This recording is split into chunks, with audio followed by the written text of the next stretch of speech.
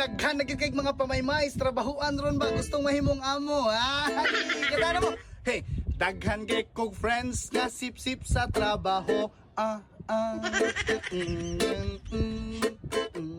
Unya kaming tanan siya daw ang maswito. Magsikit-sikit, magpa-impress sa amo. Yeah, magpa-impress sa amo, pamaymay. Unya, kapait, pariharami og sweldo.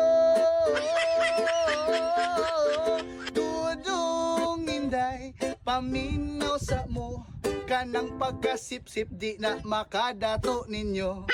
Daghan kay kog friends, mga sip-sip nga friends.